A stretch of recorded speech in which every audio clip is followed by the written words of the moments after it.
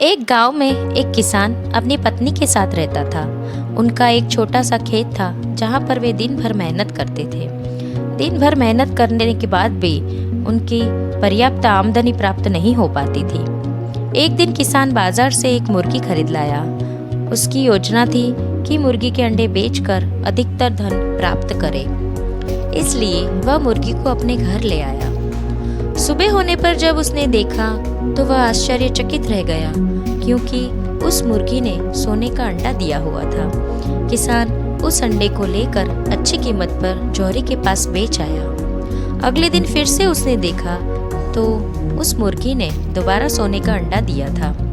किसान समझ गया था कि यह मुर्गी एक अद्भुत है जो सोने के अंडे देती है।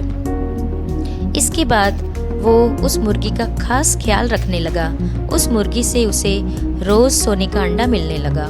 उन अंडे को बेचकर किसान कुछ ही महीनों में बहुत धनवान हो गया। किसान अपने जीवन से संतुष्ट था, लेकिन उसकी पत्नी बहुत ही लोभी थी।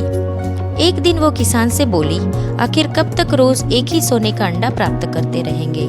क्यों ना हम इस मुर्गी के पेट से एक साथ सारे अंडे निकाल लें। इस तरह हम उन्हें बेचकर एक बार में ही बहुत धनवान हो जाएंगे।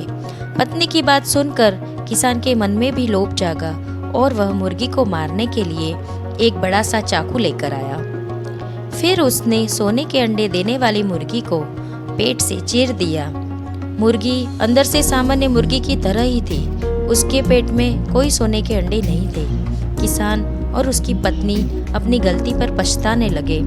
अधिक सोने के लोभ में उन्होंने रोज एक सोने के अंडे से भी हाथ धो बैठे थे।